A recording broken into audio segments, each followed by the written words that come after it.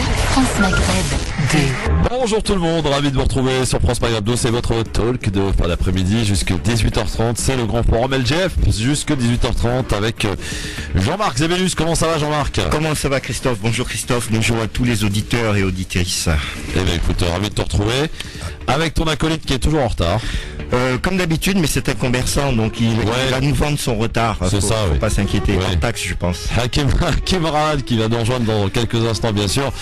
Mon cher Jean-Marc, sois le bienvenu jusqu'à 18h30 avec vous pour notamment évoquer bien tout à l'heure on parlera de la télé avec ce fameux débat. On va y revenir d'ailleurs. Justement, qu'attendez-vous de ce débat de ce soir? Le premier des 3 débats qui vont vous être proposés, qui vont voir s'affronter donc les 7 candidats pour cette primaire de la gauche, primaire socialiste. C'est selon.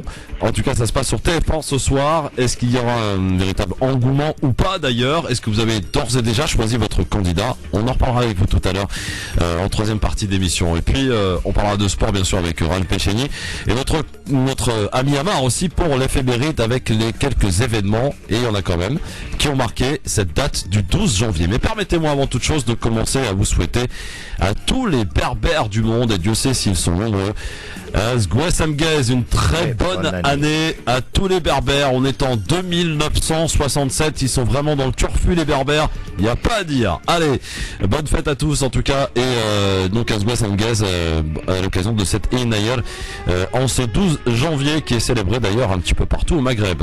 Coup de cœur musical aujourd'hui, c'est une belle rencontre, celle de Léa Castel et de Slimane.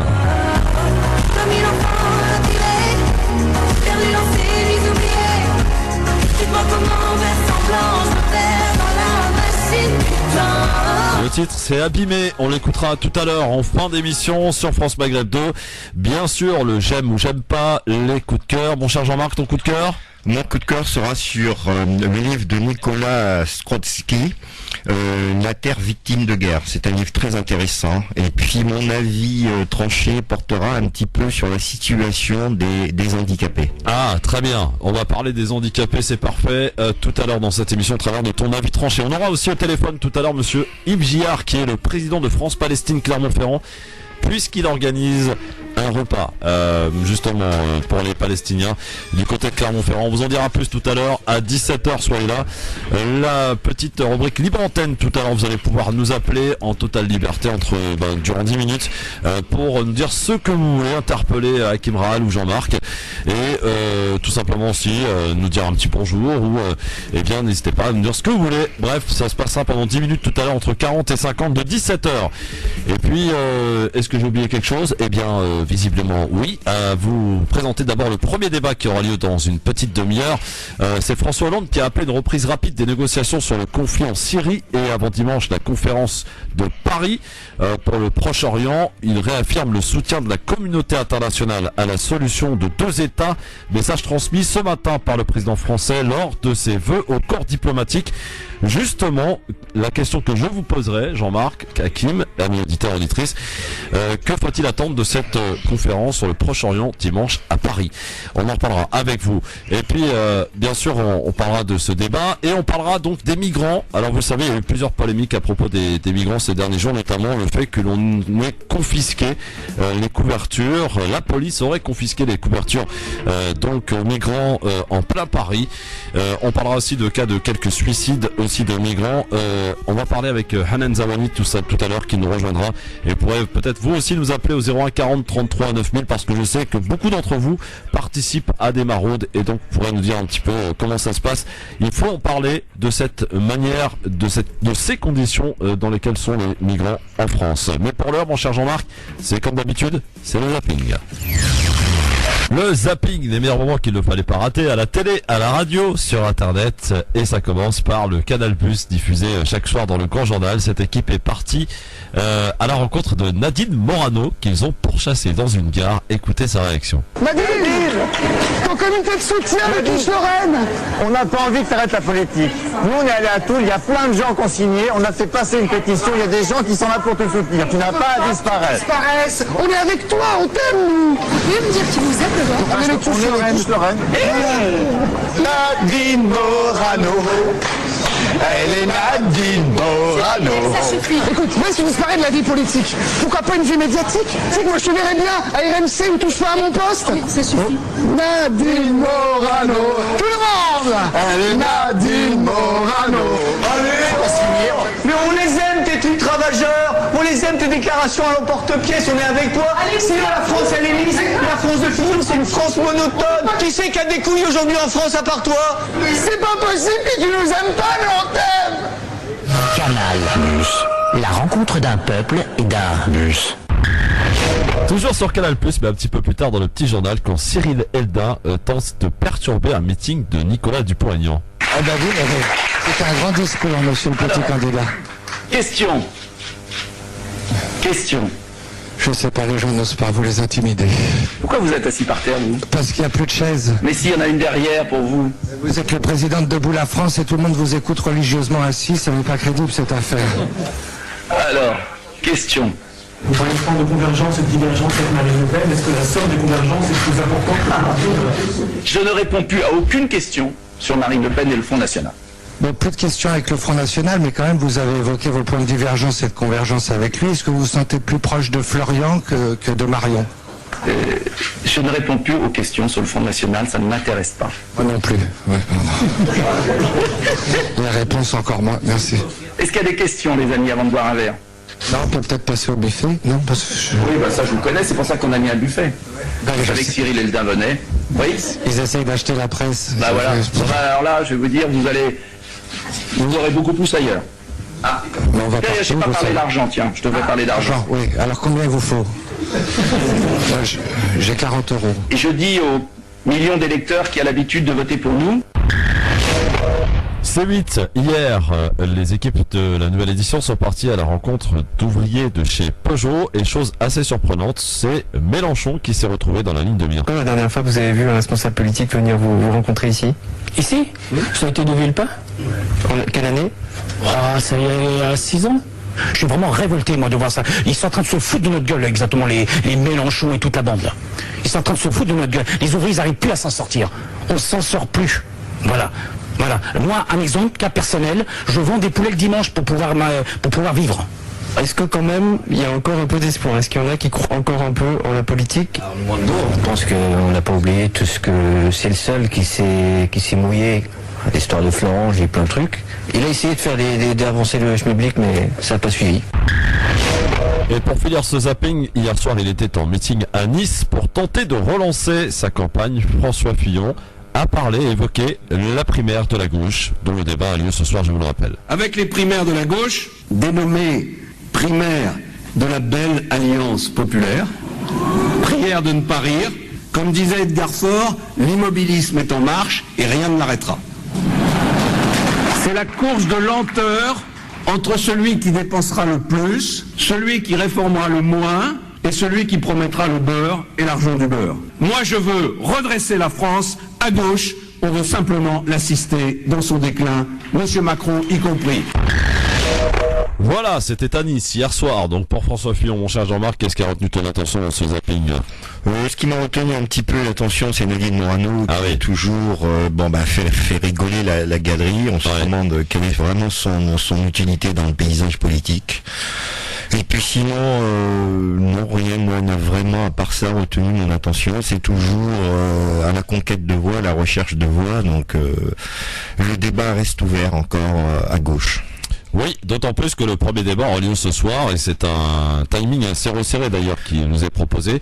Je vous indique tout de suite d'ailleurs un petit peu les dates à retenir. Ce soir donc le premier débat qui aura lieu sur TF1 ce soir à la télé. Le deuxième débat aura lieu dimanche 15 janvier, donc dimanche prochain à 18h, horaire un peu inhabituel, sur BFM TV et iTélé. Et le dernier débat aura lieu donc le 19 janvier, jeudi prochain à 21h sur France 2. Et le premier tour, donc le 22 janvier, dimanche 22. Et le débat d'entre deux tours aura lieu le 25 janvier sur France 2 et sur TF1. Voilà prévenu en tout cas pour les dates à retenir. Si toutefois vous voulez vous vous sentez inspiré à regarder ce débat. Justement, on en parlera tout à l'heure de ce débat vers 17h30 et on vous posera la question, que faut-il en attendre? Est-ce que vous êtes impatient ou pas? Est-ce que vous avez d'ores et déjà choisi votre candidat, celui qui vous représentera? On en parlera donc avec vous, avec Jean-Marc et avec Hakim, qui est toujours pas là. N'est-ce pas, Jean-Marc? C'est pas son habitude, donc je suppose qu'il a eu un petit empêchement de dernière minute. Il est toujours content de pouvoir s'adresser à tous les auditeurs, donc il doit avoir un petit souci, mais je pense qu'il va arriver. On l'attend impatiemment, en tout cas, ainsi que les auditeurs. Dans un instant, on va s'intéresser et ouvrir notre premier débat, et vous allez pouvoir ainsi nous appeler au 01 40 33 9000. Quand on parle du jour, on envoie avec des pizzas, je pense. Ah, en plus! Ah bah alors c'est très bien. Bon, on se dépêche d'aller l'accueillir. Notre ami Hakim Rahal qui arrive dans un instant. Et dans un instant, donc, on ouvre notre premier débat sur cette conférence qui aura lieu donc à Paris le 15 janvier prochain pour la relance du processus de paix au Proche-Orient. Une solution à 2 États, c'est ce que propose la France. Est-ce que vous y croyez? Que faut-il en attendre de cette conférence?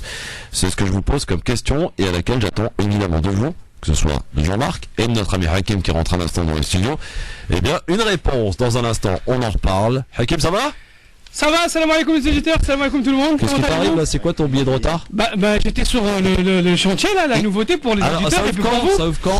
Et donc il fallait bien que j'arrive en retard, j'ai entendu la radio j'ai entendu la publicité, enfin la pub, l'émission. Ouais. Comme vous dites, il va y trouver une excuse commerciale. Ouais. Mais c'est ni plus ni moins que cela. Ah oui. Oui, parce que c'est pour vous ouvrir très prochainement. Ah, c'est pour ouvert. Et inviter les auditeurs. Non, c'est la nouveauté là. Ah, c'est quand alors? Dans le 18e, rue Stephenson. Oui, je sais, mais ça ouvre quand? Bah la nouveauté pour que tous les auditeurs et l'équipe soient invités pour venir manger gratuitement, ça sera cadeau, à l'ouverture dès la semaine prochaine. Ah, voilà une bonne nouvelle. On va pouvoir aller manger gratuitement. On sait toujours pas où c'est. On a invité, mais on sait toujours pas où. La brioche de Barbès. La brioche de Barbès. Après le marché. Rue Stephenson. Après le marché de Barbès, un petit tour du côté de la brioche de Barbès ou après le Gémora. Voilà, c'est plus à côté de la chapelle que le métro Barbès. D'accord. Bon, en plus, de toute façon, nos amis taxi et VTC connaissent le coin. Gare du Nord. Rue Stephenson. Tu vas avoir tous les taxis de Paris, fais gaffe, Hakim. Bah avec un grand plaisir. Beaucoup d'amitié pour les taxis, les chauffeurs, tout ça, les livreurs. Même les Uber. Tout le monde, Hubert, Roberta, tout le monde. Allez, dans un instant, notre premier débat avec vous au 01 40 33 9000. Et n'oubliez pas, l'espace libre antenne, 17h40, 17h50, vous allez pouvoir interpeller Hakim et Jean-Marc ou nous dire ce que vous voulez. Vous avez antenne libre. Tout à l'heure, on vous prendra en direct entre 40 et 50 de 17h. LGF sur France Maghreb 2 avec Hakim Rahal et avec Jean-Marc Zebellus qui sont avec nous aujourd'hui. Petite information pratique, puisque vous le savez, depuis ce matin, on a appris que Météo France avait placé 53 départements pour vent violent, neige et verglas. Et elle vient ainsi d'annoncer qu'elle place 5 départements au niveau rouge, c'est-à-dire au niveau maximum, pour vent violent, neige et verglas. Il s'agit de l'Aisne, des Ardennes, de l'Oise, de la Somme, et le 5e de la Seine-Maritime. Alerte rouge, tu dis? Alerte rouge. Pas bien loin de chez nous, le 61, l'Oise. Apparemment pour vent violent, pour ces départements, 5 départements placés donc en vigilance rouge, c'est assez rare. Placés pour raison de vent violent à partir de ce soir. Je rappelle l'Aisne, les Ardennes, la Seine-Maritime, l'Oise et la Somme. Prudence.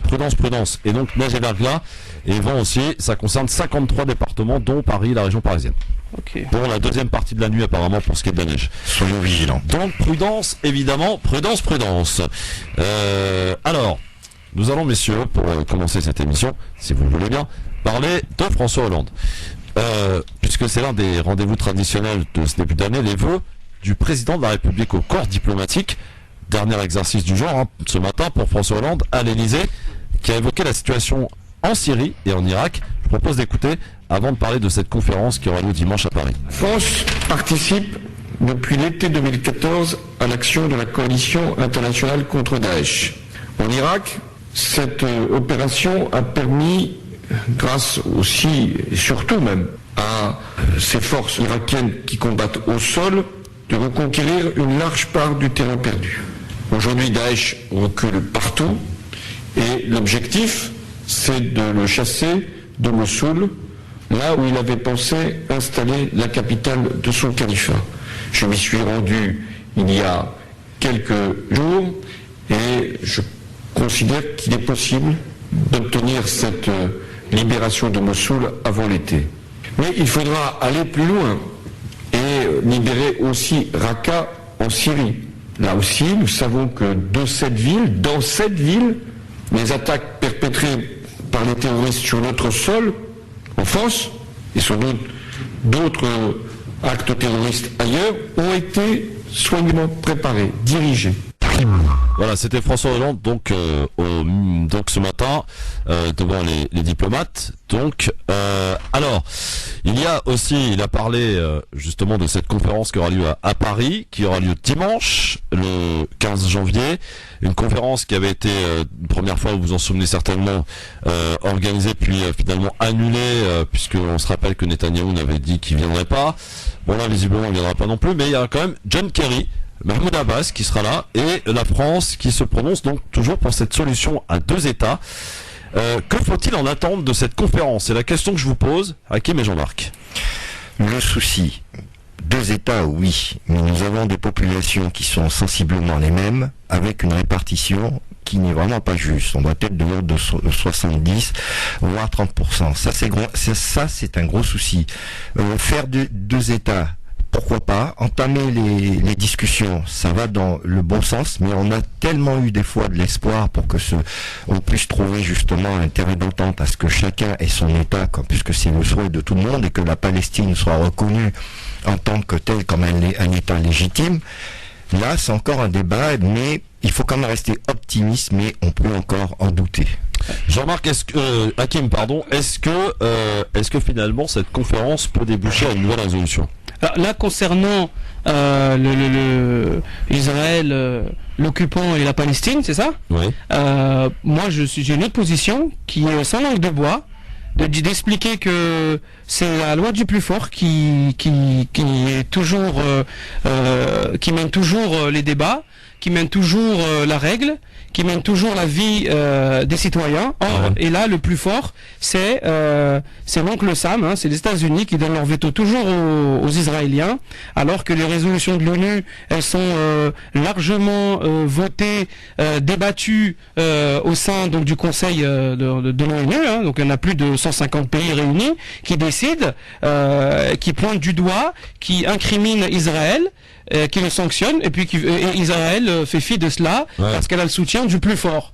Donc de là à dire oui, il y a encore l'espoir des accords de paix, nous ici en France, à Paris, on est bien dans notre confort. Là-bas, c'est un tout autre son de cloche. Il y a une feuille de route, c'est conquérir, comme je dis à l'antenne, la terre promise. D'accord, parce que là, l'avènement et la fondation d'Israël, c'est pas une idée qui est passée comme ça par la tête. Il y a des écrits, il y a des sources, et pour moi, les sources elles sont d'ordre religieuse, parce qu'on parle de terre promise. Donc, quand on dit promise, c'est promise par Dieu pour une catégorie de gens, à savoir le peuple de confession juive. Voilà. Alors, à partir du moment où le plus fort il prête toujours son appui à Israël, donc les États-Unis, face à plus de, je crois, c'est 180 pays qui sont présents à l'ONU. Ils ont aucun poids, les 180 si je peux rebondir. Avant de rebondir, je pense que il faut aborder les choses, il faut dire la vérité aux gens. Mais il faut peut-être pas rentrer dans dans l'histoire de religion. Dans l'histoire de religion, parce que ce conflit, on parle de politique. Là, on est sur un conflit politique, économique. C'est quoi l'origine du conflit? Avant tout. L'origine? Non mais 1946 n'avait pas été. Aujourd'hui, je pense que cela est dépassé. Aujourd'hui, quand on fait des colonisations, c'est pour pouvoir s'acquérir des terres, c'est pour pouvoir agrandir le pays. Et là, c'est pas forcément son prétexte. Et qu'est-ce qu'on fait du droit alors? Puisque le droit il est bafoué, de quoi on va parler alors? Nous avons plus des centaines de résolutions de l'ONU. Si on parle de droits violés, justement, on est sur un terrain politique et juridique. Ça veut dire quoi? On va pas rentrer dans le débat religieux parce que c'est des choses qu'on ne maîtrise pas forcément.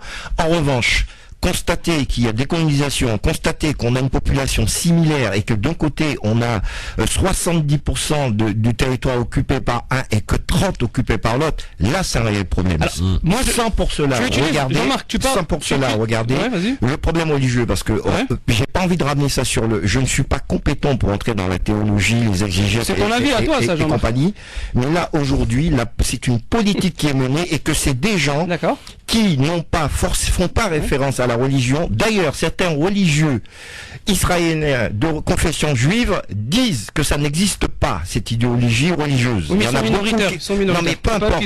Mais il y en a qui peuvent le démontrer. Alors, mais là aujourd'hui, sur les faits concrets, c'est un pays qu'on envahit, qu'on n'arrête pas de les oppresser, de les opprimer, en dépit de toute loi, de tout règlement fondamental, de tout principe juridique. C'est pas considéré comme un pays. C'est important. C'est pas considéré comme un pays, c'est un territoire. C'est un pays pour moi. C'est un pays aujourd'hui. Voilà. Attendez, toi tu as utilisé le mot débat, Jean-Marc, et je suis pas d'accord avec ça parce que moi je n'ai aucun débat à faire là-dessus. C'est tout simplement un fait historique et c'est une vérité incontestable que le retour de la diaspora juive dans un lieu géographique bien précis, à savoir la Palestine, enfin aujourd'hui il reste plus grand chose de la Palestine, Gaza, présidentielle ouverte, la Cisjordanie, c'est purement d'origine religieuse. Maintenant, moi, j'ai pas à débattre, j'ai aucun complexe, et c'est pas parce qu'on parle de religion que c'est pas bien. Les Juifs dont tu as évoqué, t'as dit qu'ils sont contre l'État d'Israël. Eux-mêmes, ils le dénoncent en disant que non, c'est pas un pays d'après les sources religieuses juives qui doit être gouverné par des Juifs, mais non, il doit être laissé aux Arabes. Mais ce que tu viens d'évoquer là, c'est une minorité. Non mais peu importe. Alors, on va laisser la place à Ali si vous le permettez, parce que les auditeurs peuvent aussi intervenir au 01 40 33 9000. Ali, que faut-il en attendre de cette conférence de Paris dimanche prochain, Ali? Ali, bonsoir. Oui, bonsoir Christophe et bonsoir à Jean-Marc et tous les invités et tous les auditeurs. Hakim, ça bonsoir Ali. Hakim. Oui, donc sur la Palestine, moi je vais dire 2-3 petits mots avant d'aller sur la conférence. Sur la Palestine, il faut dire une chose, c'est que l'occupant israélien, il s'est assis sur le droit depuis très très longtemps. Exactement. Ce qu'ils veulent, c'est toute la Palestine tout entière. Et encore plus. Et ils se basent sur le fait accompli depuis le début, parce qu'il n'y a rien qui arrive en face. Ils sont soutenus par les États-Unis et certaines puissances. C'est la loi du plus fort, comme je disais. Et ces puissances européennes, de temps en temps, ils font des conférences histoire de un petit peu de beurre sur la tartine, quoi, simplement. Ouais. Voilà, je voulais passer sur la conférence du Proche-Orient concernant la Syrie.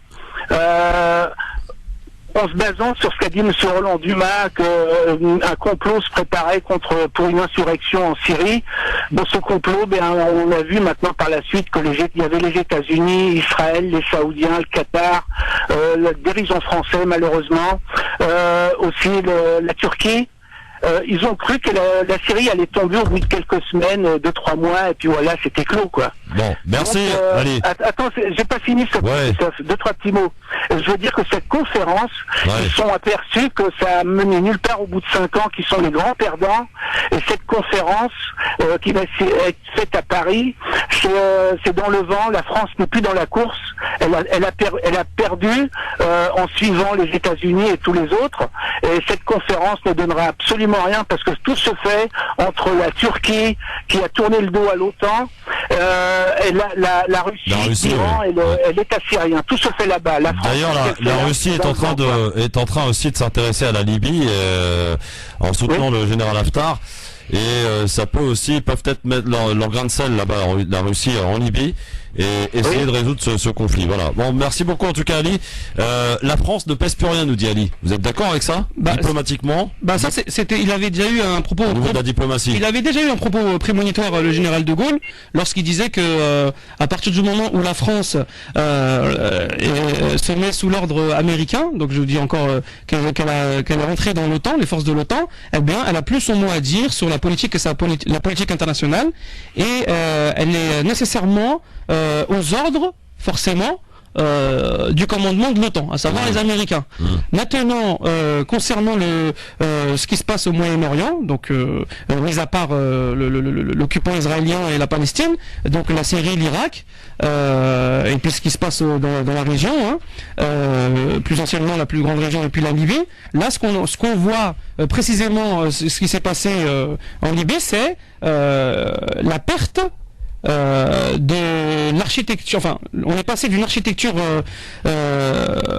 du pouvoir de division de cette région, une division entre les Français, les Anglais, et puis entre les Américains et les Anglais et les Français, maintenant c'est les Russes qui sont de la partie, et donc ça change un peu l'équilibre des forces en présence dans la région. On l'a bien vu. Et là là, la France, d'après les déclarations, donc l'extrait que tu as mis, Christophe, de François Hollande, elle essaye tant bien que mal de se remettre dans la course, parce qu'il faut qu'elle se remette dans la course. Quand même, la France, c'est une grande histoire. C'est un grand pays, hein, c'est un très grand pays. La francophonie, c'est pas n'importe quoi. Les peuples, même ex-colonies de la France, c'est quand même aussi des peuples amis. Donc il y a des très grandes relations que la France doit savoir maintenir et rattraper le coup, parce que je crois que c'est le mot qu'il faut utiliser, rattraper le coup avec Bachar el-Assad. Manji de Marseille, est-ce que cette conférence sert-elle à quelque chose encore, Manji? Bonsoir, Christophe, bonsoir à tes invités. Bonsoir, Manji. Je ne sais pas si Claude écoutera. Jean-Marc Hakim. Voilà, juste cette conférence, c'est juste la gesticulation diplomatique qui sert absolument à rien. C'est une fois de plus de la parlotte, discuter pour rien dire. Moi, je veux surtout revenir sur la genèse du conflit, si on peut l'appeler comme ça. Parce que, en fait, tout simplement, moi, je suis tout à fait d'accord avec l'autre interlocuteur, pas avec Jean-Marc, même Christophe aussi, lorsque vous dites qu'il n'y a pas d'origine religieuse au conflit, et il y a bien sûr des raisons religieuses au conflit, parce que la promesse l'année prochaine à Jérusalem, c'est pas une promesse comme ça. Il faut, si on veut chercher le remède, il faut diagnostiquer le mal. Et le mal, il est là. En fait, c'est que depuis des années, d'ailleurs, moi, ça m'a coûté quelques remontrances et même quelques boycotts dans le milieu pro-palestinien, parce que poser cette question sur la table, lorsqu'on voit qu'il y a la question du troisième temple, tout ça, c'est lié quand même à une prédiction biblique. Mais mon Dieu, si je puis m'exprimer, un prétexte fallacieux ne peut pas trouver ses origines dans une religion. Car si vous regardez l'Ancien Testament, il est dit que ce peuple errera partout sur la terre et n'aura aucun point. Donc, excusez-moi, moi je discute ça, je connais pas, je sais pas.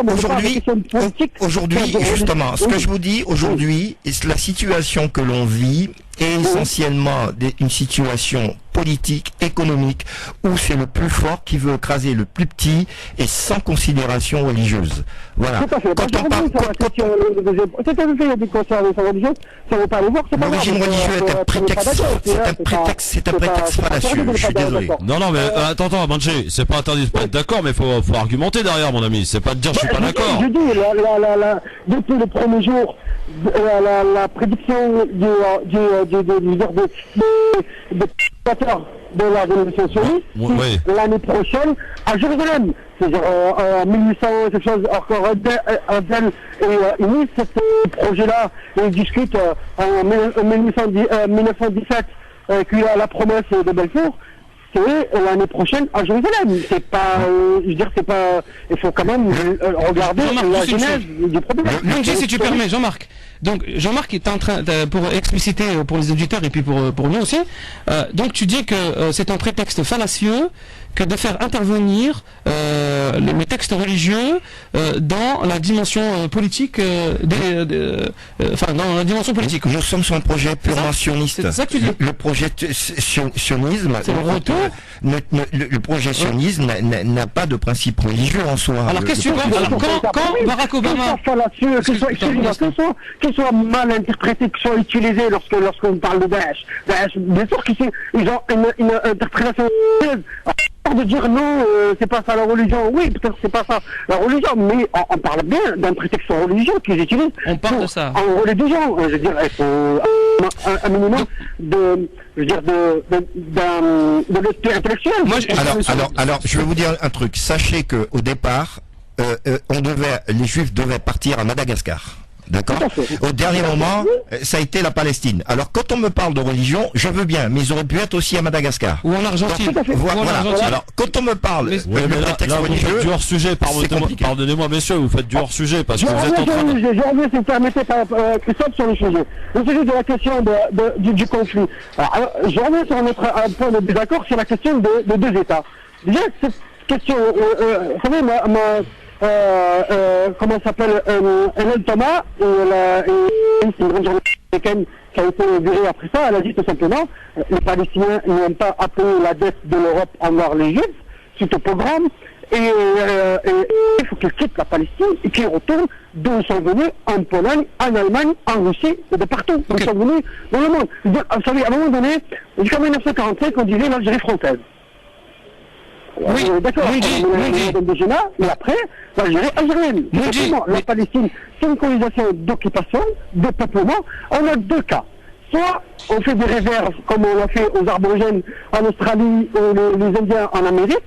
Soit on extermine toute cette population, on fait une réserve pour les garder un peu dans la réserve, ce qu'on est en train de faire en Cisjordanie, en les morcelant, en la coupant. Soit une libération totale du pays. Ouais. Mandji, on vous a perdu là. En tout cas, merci Mandji pour votre intervention. Oui, de dire aux gens de retourner de là ils sont.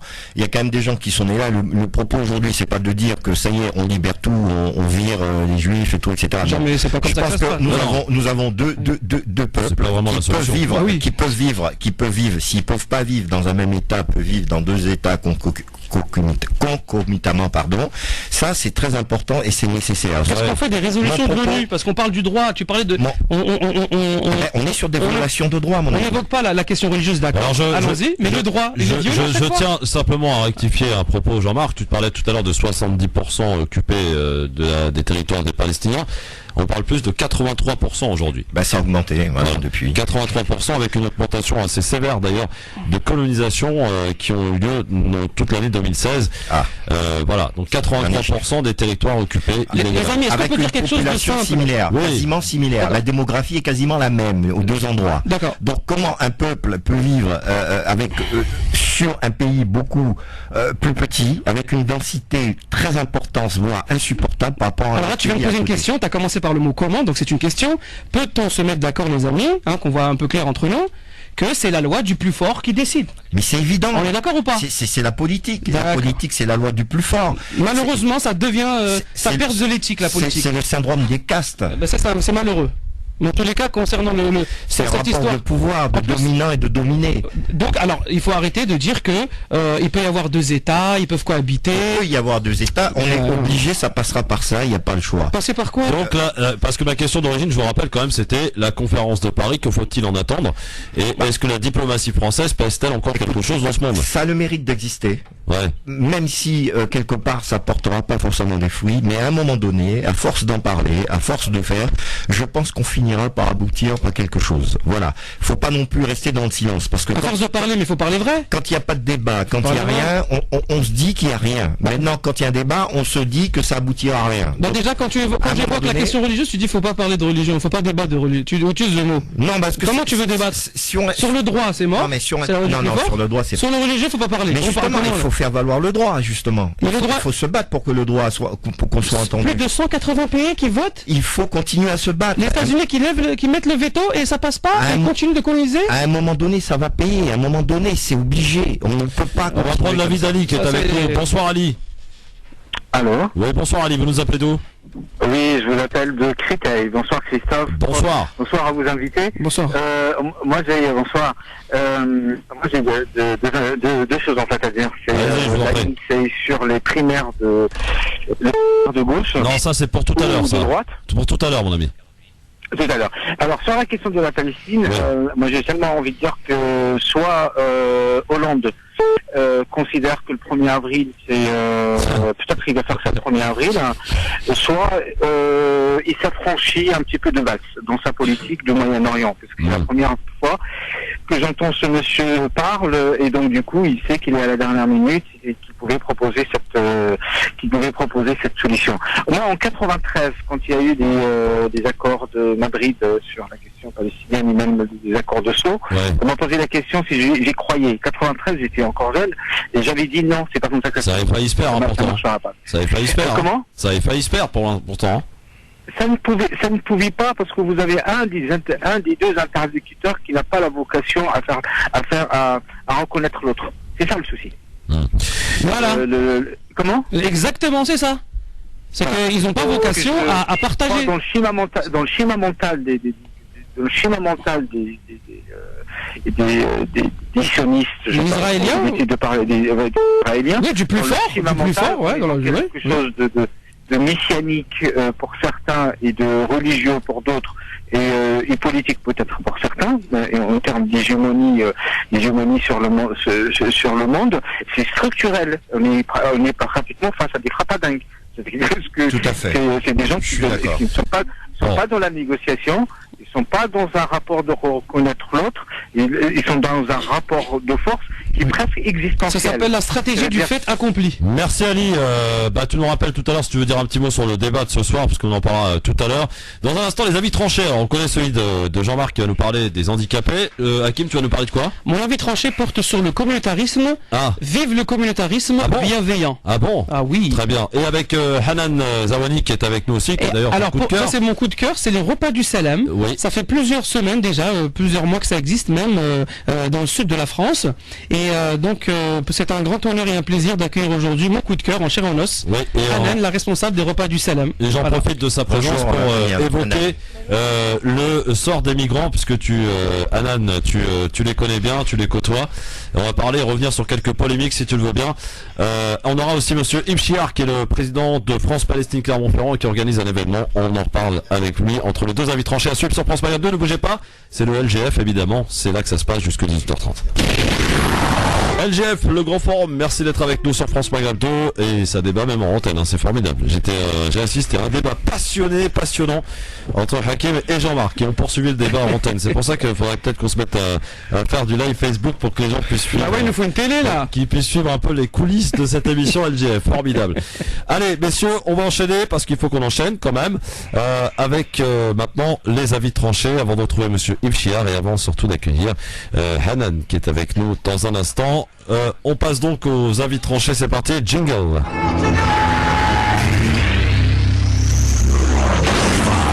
4, 3, 2,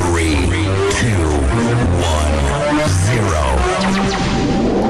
Je fais quoi que ce soit, c'est la mise à pied. Alors piétinez-moi, allez-y. Et retenez bien, écoutez bien, parce que vous allez pouvoir interpeller, que ce soit Hakim ou Jean-Marc tout à l'heure, entre 40 et 50 de 17h, dans le cadre de la libre antenne, libre expression, la démocratie participative, donc tout à l'heure, c'est ce que vous offrira, comme tous les jours d'ailleurs, désormais. Alors, Hakim, tiens, envie de commencer par oui, toi, avec plaisir. Par le communautarisme salvateur. Ah oui, alors le communautarisme, quand on tape pour rechercher la définition un petit peu dans le dictionnaire, on va trouver que le communautarisme est une philosophie dite communautarienne qui soutient que l'individu n'existe pas indépendamment du reste de ses appartenances, qu'elles soient culturelles, ethniques, religieuses ou sociales. Donc cette petite définition, elle nous montre finalement qu'il y a une dépendance de l'individu vis-à-vis entre guillemets, on va dire, de ses semblables culturels, philosophiques. Alors, lorsqu'on entend souvent dans les débats, à la télé, dans les journaux, le communautarisme c'est pas bien, et puis toujours on va pointer du doigt, souvent quand on dénigre le communautarisme, c'est très souvent mêlé pour parler des musulmans et de l'islam. Alors, or que des communautés, il y en a plein. L'individu, lorsqu'il vient au monde, il est dans sa communauté familiale, on va dire. Il a un endroit où il va pouvoir s'épanouir, se construire, vivre. Sans ses parents, le bébé, qu'est-ce qu'il va devenir, ou les adultes qui vont s'occuper de lui. Donc on peut dire que c'est sa première communauté. Ensuite, il va grandir, les différents lieux de socialisation qui sont l'école, le travail, la vie sociale, va créer certaines affinités avec d'autres individus. Et donc, ça va former une communauté. Donc, encore plus loin encore, on va parler de communauté nationale, c'est-à-dire appartenir avoir une nationalité, c'est appartenir donc au pays de la nationalité. Voilà, c'était française, donc on appartient à la France, on appartient à la communauté nationale française. Maintenant, lorsque le terme communautarisme et comment je le ressens en moi, est utilisé pour définir quelque chose qui est anxiogène, qui n'est pas bon, qui va rejeter l'autre, ça, on va dire, c'est un communautarisme malveillant. Mais mais ça ne veut pas dire que le communautarisme est nécessairement malveillant. Il peut être bienveillant. Et là, ce que je défends dans mon avis, et j'invite les auditeurs à cette réflexion, c'est que le communautarisme bienveillant est salvateur pour l'individu et pour le groupe d'individus. Je m'explique. Moi, un exemple très concret, j'ai fait une école de commerce. D'ailleurs, je salue les anciens élèves de l'European Business School. Voilà, c'était après la fac, on a fait une petite école de commerce sympatoche. Donc, c'est un truc privé, tu rentres sur concours, bon, t'as la bourse d'études, mais c'est une certaine catégorie socio-professionnelle, enfin une certaine classe de personnes qui étudient et qui ont les moyens d'étudier dans ce genre d'école, d'accord? Donc je peux dire que j'ai côtoyé, c'était mes camarades de classe, et là on sent que il y a un groupe qui émerge avec des affinités. Voilà, on est des élèves, on fait les devoirs ensemble, on s'amuse ensemble, on rigole ensemble, on a les mêmes cours et tout. On grandit ensemble, on a des carnets d'adresses, chacun fait des études, chacun va aller dans différentes, on va dire, chacun, il y a un certain niveau social dans une école privée, on imagine bien, mais tout ça, ça forme une communauté. On va s'échanger les contacts, on fait du réseau, et puis voilà, quelqu'un cherche un emploi ici, quelqu'un cherche un conseil là, et puis la communauté fait que l'individu à l'intérieur va pouvoir solutionner des problèmes qu'il a, va pouvoir développer, s'épanouir et s'émanciper à l'intérieur de cette communauté. Mais ça ne veut pas dire que je ne vais pas venir en aide à d'autres personnes ou je vais m'exclure des autres. Ce que je dis ici dans mon avis tranché, encore une fois, c'est que le communautarisme bienveillant, il est bon, il est salvateur, il est très structurant, c'est quelque chose qui va permettre à l'individu de s'épanouir, d'accord, et de devenir lui-même plus fort, une source d'énergie créatrice et acteur là où il sera. Voilà, de définir le communautarisme comme quelque chose de péjoratif, d'anxiogène, pour désigner le communautarisme musulman, c'est simplement encore une stratégie, pour moi, qui est islamophobe. Merci Hakim. Jean-Marc, en un mot, en réaction, est-ce que tu es d'accord ou pas? Est-ce que tu je partage, parce que là aujourd'hui nous sommes dans une tendance à vouloir uniformiser la culture, uniformiser les différentes coutumes. Donc voilà, je pense qu'aujourd'hui on doit respecter les us et les coutumes de tout un chacun et leur religion, et qui font partie de leurs racines. Un homme qui n'a pas de culture ou de coutume, c'est comme un arbre sans racines, tout simplement. Bon, très bien. Merci beaucoup en tout cas, Hakim. Dans un instant avec toi, Jean-Marc, on va parler des handicapés, mais avec nous au téléphone, Yves Chiard, qui est le président de France-Palestine Solidarité à Clermont-Ferrand. Bonsoir Yves. Oui, bonsoir Christophe. Bonsoir et bienvenue sur France Maghreb Tour. On vous a invité puisque vous organisez un repas solidaire et festif le 28 janvier à Clermont-Ferrand. C'est une association qui s'appelle France-Palestine Solidarité qui organise donc un repas solidaire, musical, dansant et festif avec un cuisinier palestinien le 28 janvier. Alors, dites-nous un petit peu pourquoi vous avez décidé d'organiser ce repas festif. Oui, donc merci pour votre invitation. On organise ce repas en soutien à la coopérative Al-Sanabel qui est localisée à côté de la ville d'Hébron en Cisjordanie. Ouais.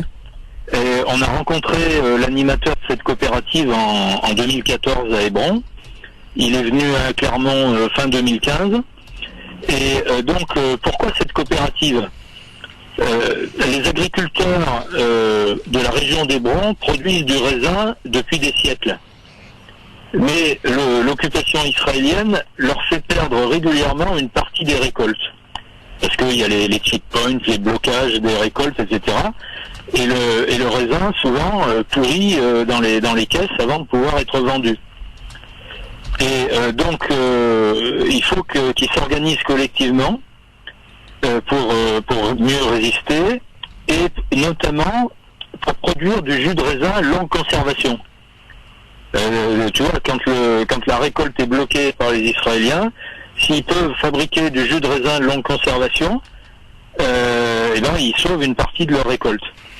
Très bien. Et pour ça, donc il faut qu'ils s'équipent avec du matériel pour faire du jus longue conservation. Donc il faut qu'ils montent une petite usine. Et donc il y a un très beau projet avec à peu près 350 petits paysans de la région d'Hébron qui sont en train de développer ça. Alors ça se passe le 28 janvier prochain. Le prix est assez accessible, 8 à 12 euros pour les enfants, 8 euros, 12 euros pour les adultes, c'est ça? Ouais, c'est ça, ouais. Et la réservation obligatoire avant le 20 janvier. Voilà, c'est ça. Alors le repas, donc, il va être préparé par un cuisinier palestinien professionnel qui travaille à Clermont. Ouais. Il y aura une animation par les Palestiniens de Clermont. Ouais. Et par des copains auvergnats, avec de la musique et de la danse de là-bas et d'ici. On aura aussi le soutien on espère, de groupes de femmes maghrébines de Clermont. Alors pour y participer, Yves, comment ça se passe et où faut-il réserver? Alors pour réserver, il y a deux façons de faire, soit téléphoner au 04 73 35 50 09, ouais. Ou alors envoyer un email à l'adresse suivante, afps.pdd, donc pdd comme puits de Dôme, @gmail.com. Très bien. Eh bien, on rappelle le numéro peut-être une petite fois, 04 73 35 50 09. Ça, c'est pour la réservation. Et vous avez jusqu'au 20 janvier pour réserver. Et ça concerne les habitants et de sa région de Clermont-Ferrand pour ce repas festif, donc, qui aura lieu le 28 janvier. Un repas festif fait par un cuisinier palestinien, un chef cuisinier palestinien. Et donc, à 19h30, espace Nelson Mandela à Clermont-Ferrand. Alors, en plus, dans un très bel endroit, oui. Voilà, un très bel endroit. On est soutenu par la mairie de Clermont pour la salle, hein, qui nous passe la salle.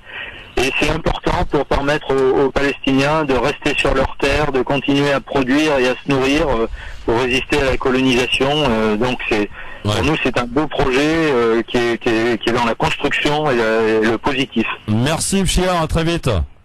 Merci pour votre accueil. Merci beaucoup, président de l'association France-Palestine Solidarité de Clermont-Ferrand. Alors on va passer maintenant à Jean-Marc qui va lui nous parler des handicapés, mon cher Jean-Marc. Alors oui, mon avis tranché aujourd'hui va porter sur justement les handicapés, la difficile insertion des personnes handicapées. Je dois dire qu'un handicap, ce n'est pas seulement les gens qui sont en mobilité réduite, c'est les personnes qui ont des problèmes de cécité, c'est les personnes qui ont différents problèmes intellectuels, psychomoteurs, psychologiques, etc. Et surtout, il faut surtout ne pas perdre en ligne de mire que nous sommes tous sujets à devenir plus ou moins à un moment donné un handicapé. Donc mon propos aujourd'hui, c'est de dire que quoique dans le débat politique on commence un petit peu à avoir un peu de mesures, mais qui sont pas vraiment liées des faits, quand une fois que ces gens sont élus. Donc on a 18% des personnes qui sont reconnus handicapés qui étaient au chômage en 2013, selon les études que j'ai pu me procurer via l'INSEE.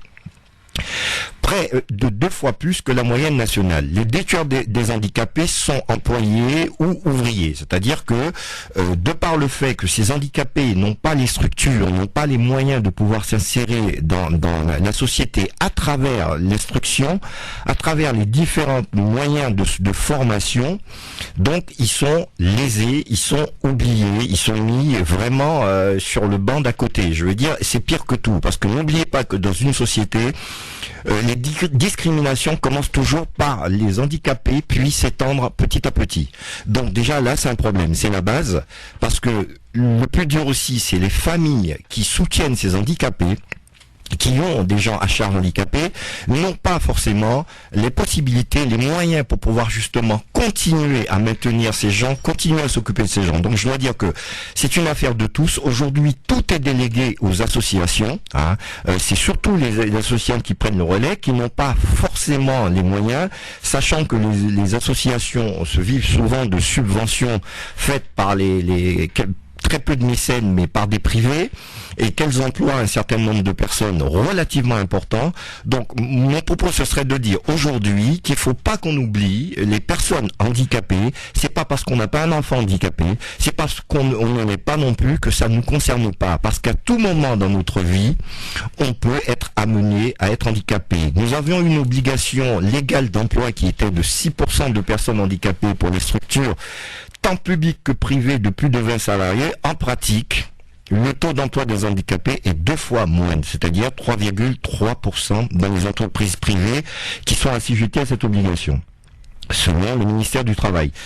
Plus d'une entreprise sur 5 concernée par cette obligation n'emploie aucun handicapé. Autrement dit, elle préfère payer plutôt que d'insérer des handicapés. Donc, là aujourd'hui, c'est une affaire qui nous concerne tous et qu'on doit aussi en tenir compte par rapport au programme des différents futurs présidents, qu'on doit en tenir compte. Et n'oublions pas que nous sommes tous sujets, tôt ou tard, par un accident de la vie, à être des handicapés. Et c'est souvent quand on le devient qu'on s'en rend compte. Mais il faut pas en arriver là, parce que les handicapés, c'est nous, ils font partie de notre vie, ils sont comme nous, c'est des êtres humains qui ont des droits, des obligations comme nous, mais qui demandent aussi qu'on les prenne en considération dans notre vie. Voilà. Mon cher Hakim, est-ce que tu as été sensible à l'appel de Jean-Marc? Très sensible, et j'aimerais bien, je voudrais aller plus loin encore. Parce que l'handicap, en fait, il est en fonction d'une norme. C'est-à-dire, un tel, il ne correspond pas au prérequis pour sortir de l'handicap. Donc, on va dire, ouais, lui, il n'est pas normal, donc on parle de norme. Et donc, on va définir l'handicapé en fonction d'une norme. Mais ce que j'ai envie de dire pour aller plus loin, c'est que j'ai des gens qui n'ont visiblement aucun handicap physique, mais intellectuellement, je l'ai dit. Au niveau de l'éthique, au niveau de l'éthique. C'est ce que j'ai précisé. Oui, bien sûr, oui, non, mais c'est-à-dire, il faut encore plus de mal. J'ai un ami qui est très lourdement handicapé. Il vit sur un fauteuil, tu sais, le fauteuil électrique là, avec une batterie derrière. Eh bien, quand je parle avec lui, il m'apprend énormément. C'est pour ça que quand je le compare à d'autres gens qui vivent pas sur un chariot ou un fauteuil roulant. Bah oui. Mais je les trouve eux-mêmes. C'est pour ça qu'ils ont le droit d'être assurés.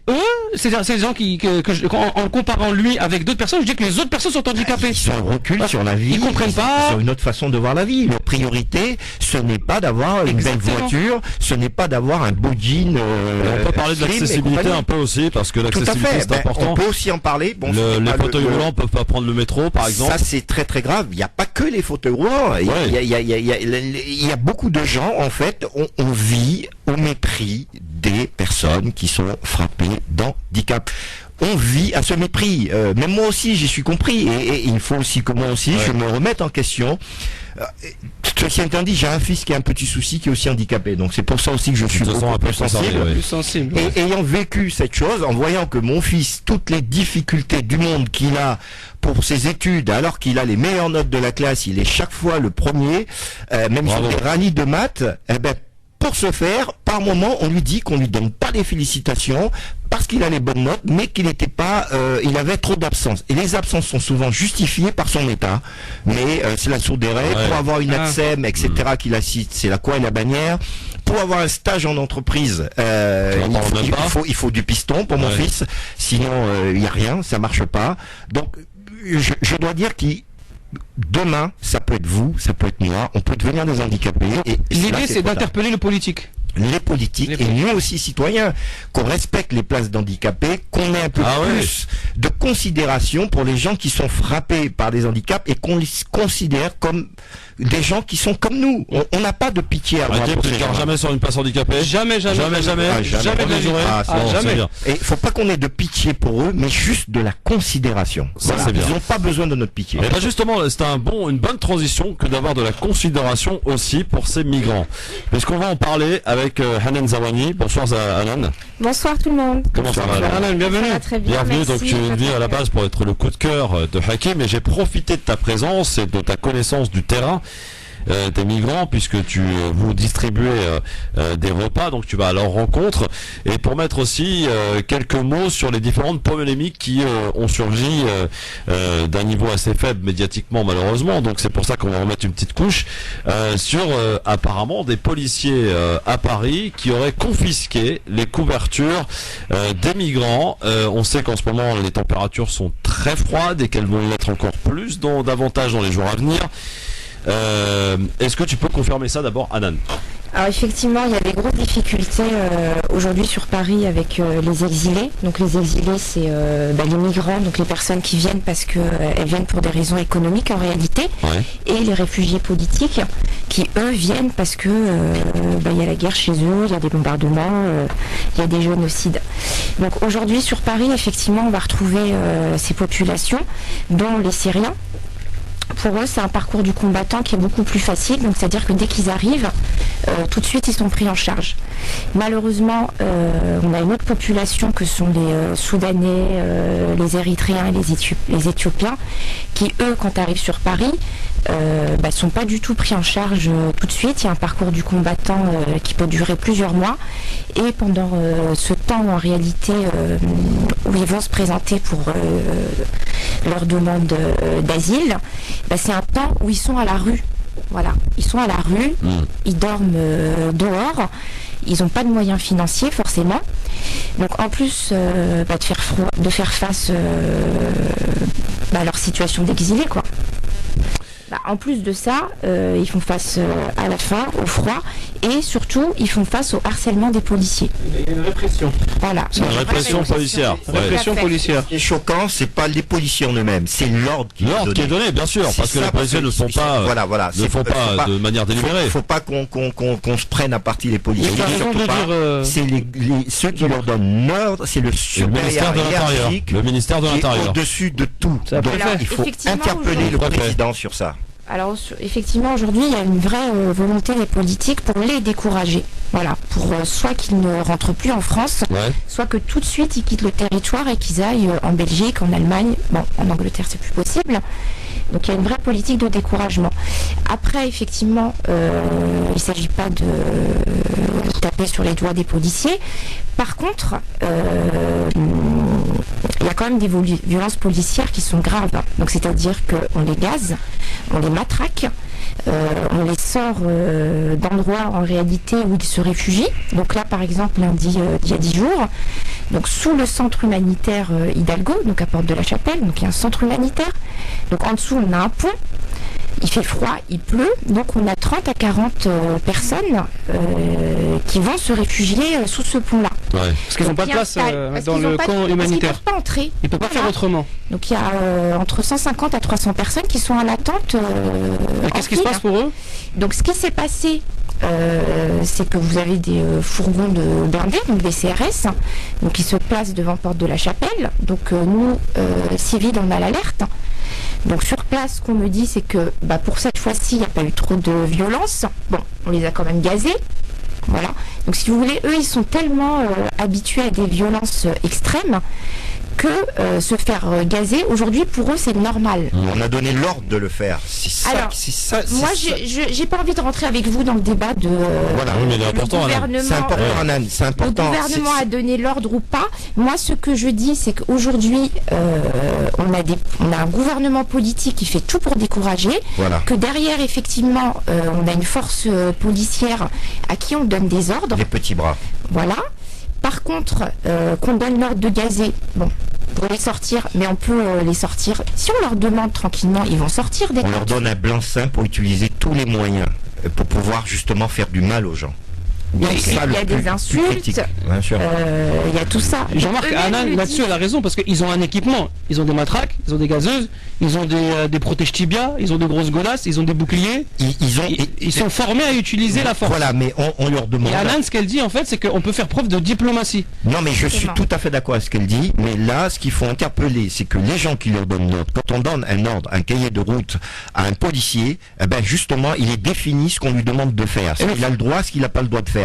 Et là, ce sont des petits bras, ce sont des gens qui décident pas d'eux-mêmes. On leur demande d'utiliser tous les moyens pour dégager les gens, tous les moyens inhumains. Jean-Marc, il y a une chose, c'est que moi j'ai du mal à me solidariser avec un policier qui retire la couverture d'un migrant. Je ne suis pas solidarisé avec un policier. Non, mais je n'ai pas dit que tu te solidarises. Je m'exprime pour aller un peu plus loin. Je respecte la police. Mais je ne respecte pas la police qui gaze et qui fait de l'excès de zèle, qui frappe pour rien des gens qui sont totalement désarmés. Mais il ne faut pas se tromper. Il faut interpeller les dirigeants, les hommes politiques sur ça. C'est là qu'il faut justement trouver quelque chose à dire. Anan, aussi, problème aussi que tu souhaitais évoquer avec nous, c'est des cas de suicide. Alors effectivement, en 4 jours, on a eu 2 adolescents qui sont suicidés. Donc un jeune malien de 16 ans, Danko Sissoko, voilà.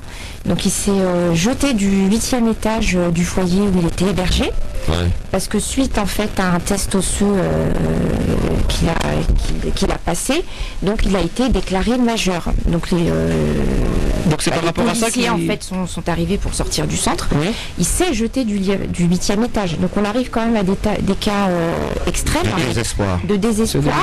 Et là encore lundi, donc un Soudanais, donc Abdullah Salahdine, qui lui s'est donné la mort en se jetant à la Seine, quoi. Donc aujourd'hui il y a un vrai désespoir des migrants qui, quand même à souligner, c'est des jeunes, donc ils ont 16 ans, 18 ans, 14 ans, 15 ans. Ils sont pas encore construits. Ils sont pas construits. Même s'ils ont une certaine maturité pour avoir traversé déjà tout le je dirais le premier problème est que déjà d'une départ dans ces pays, ces gens ils sont déstabilisés, leur régime politique est déstabilisé, leur vie est amenée dans un chaos total par des conflits créés, on sait toujours par les mêmes, c'est pas par voilà. Ensuite, le deuxième problème, c'est que on laisse les passeurs, on laisse les gens s'enrichir de faire du business sur la misère des gens. C'est-à-dire que ces gens, ils prennent des bateaux, ils prennent des choses, c'est une mafia organisée, et on ne fait rien en amont pour empêcher ça déjà. Donc les frontières sont poreuses en fait. Alors attendez, c'est pas une question de la frontière poreuse, c'est la situation qu'on a créée. Le passeur, faut qu'il ait un chemin. On n'a pas le temps malheureusement d'aller sur ce terrain-là, mais Hanan, tu reviendras de toute façon tout à l'heure, ou tu restes avec nous même d'ailleurs. Mais juste pour un dernier mot en 1 minute, quel est le message que tu souhaites faire passer aujourd'hui aux auditeurs et auditrices qui sont certes concernés, en tout cas je l'espère, j'ose l'espérer, par le sort des migrants?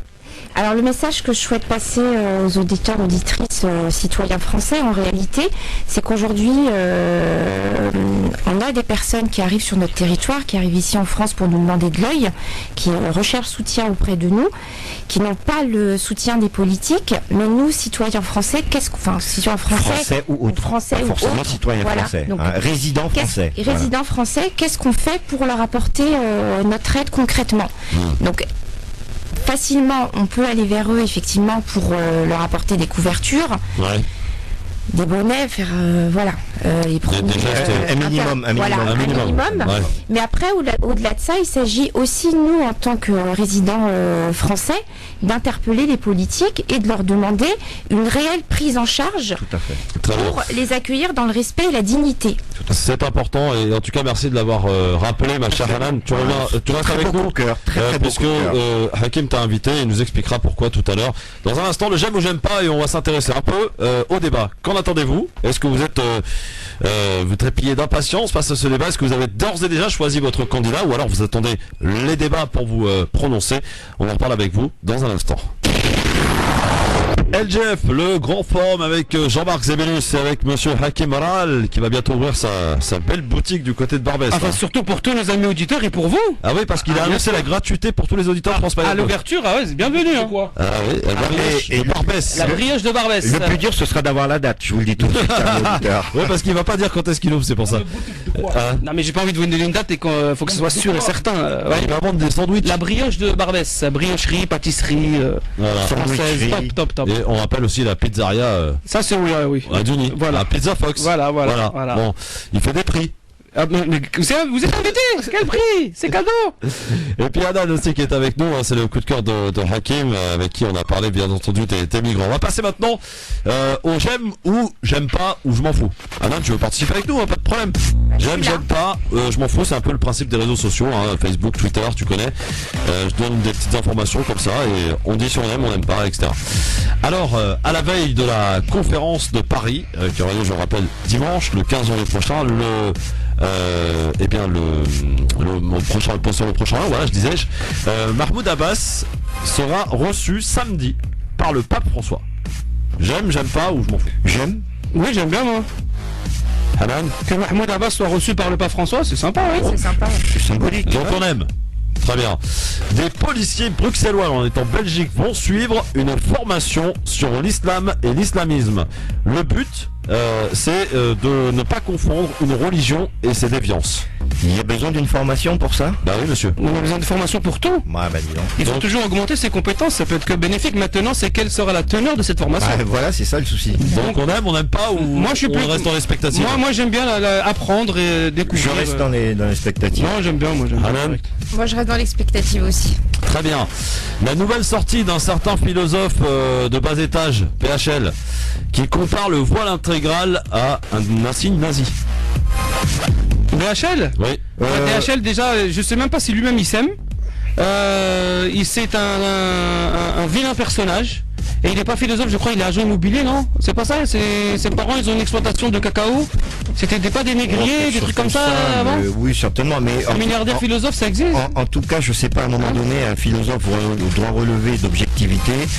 Et là, je pense que ce monsieur n'œuvre pas dans le sens stricto sensu du mot philosophie, philosophe. Ce monsieur, c'est un peu du n'importe quoi. Et moi, ce que je comprends pas, Christophe, c'est comment des gens qui dénoncent le nazisme et qui appartiennent donc à la communauté juive peuvent faire subir aux Palestiniens ce que n'a pas fait subir Hitler aux Juifs.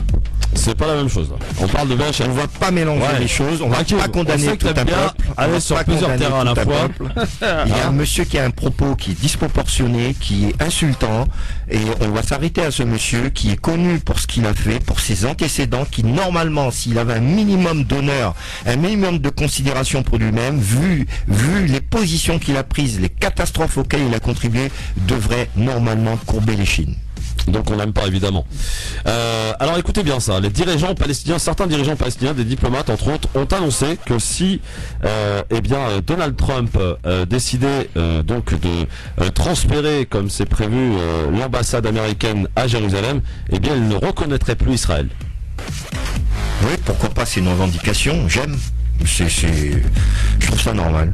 Voilà. Mon cher Hakim? Oui, j'aime bien, oui. Ouais, Hanan? Pareil, j'aime. Très bien. Un blogueur américain qui vit à Paris. Déjà, il y a une petite erreur, mais bon. Blogueur américain qui est parti faire récemment un voyage en Algérie a déclaré que l'Algérie est un pays sûr et ça se sent. Un blogueur? Un blogueur. L'Algérie, elle est sûre à 100%. Elle a son armée qui... C'est pas un blogueur, c'est un blogueur, j'ai dit. C'est pareil que mais moi je partage, parce que l'Algérie c'est le premier printemps arabe, c'est en Algérie, quoi qu'on dise, vu les années obscures qu'ils ont connues depuis la colonisation jusqu'à maintenant, il y a maintenant quand même un minimum de stabilité. Moi je dis oui, j'aime. L'Algérie, c'est un pays qui est très stable au niveau de ses frontières. L'armée, elle est très forte, très bien équipée, très bien entraînée justement. Deuxième armée d'Afrique. Ce que tu viens d'évoquer par rapport à son expérience des années 90. Elle s'en est sortie toute seule d'Algérie. Voilà, donc l'intelligence militaire, elle a rien à envier à d'autres intelligences militaires. Et je pense que c'est un pays sûr, il a raison ce blogueur. Service secret qui donne des leçons au service français par moment. Voilà. Surtout les Marocains, pour le coup, en ce moment. C'est les Maghrébins tout ça. Ouais. C'est ça l'essentiel. Alain, on aime? Bah si Hakim aime, j'aime. Ah oui d'accord, t'es pas difficile toi. Rien, on va pas le... Ouais, on peut pas le contredire.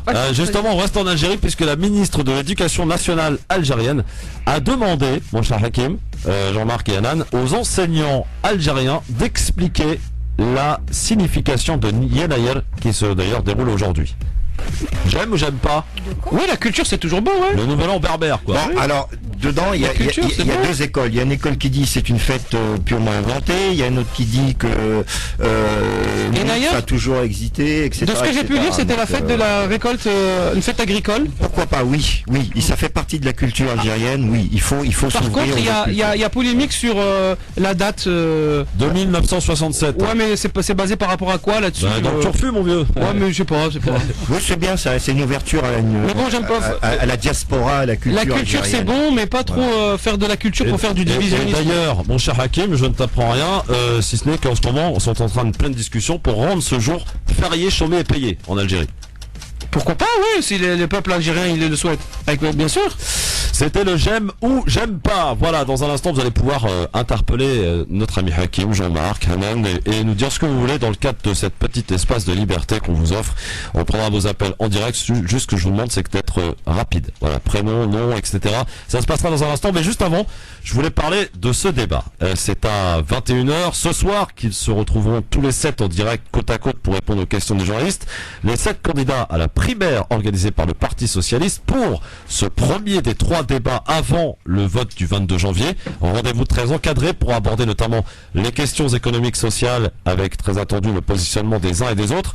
Au sujet du revenu universel. Par exemple, le revenu universel, un revenu pour tous tout au long de la vie. Benoît Hamon le porte comme un étendard dans sa campagne. Et pour Mathieu Hanotin, qui fait partie de son équipe, il y a une raison très simple qui explique cette confiance, malgré les critiques émises par les autres candidats à la primaire. Je propose d'écouter quelqu'un que vous connaissez, messieurs d'ailleurs, Mathieu Hanotin. Benoît Hamon, si elle inquiète autant ses concurrents, c'est bien parce qu'elle trouve un écho dans la société. Alors, pour Mathieu Hanotin, ça intéresse, et du coup, les concurrents de Benoît Hamon ont été aussi obligés de riposter. Patrick Bellucci, un proche de Vincent Peillon, a scène avec sa faconde marseillaise la principale critique, le coût de la mesure. 600 milliards d'euros. Je ne sais pas du tout, même si on déclenchait une révolution léniniste, comment on pourrait les trouver. Patrick Bellucci, donc. Elisabeth Guigou en tire une conclusion et je vous propose de l'écouter. Pour les propositions qui seront inapplicables. En revanche, simplifier en unifiant les minima sociaux, ça c'est bien. Elisabeth Guigou, donc, c'est surtout ce que propose Manuel Valls, un revenu décent, plus ciblé, sous condition de ressources. Quant à Arnaud Montebourg, il est opposé au revenu universel.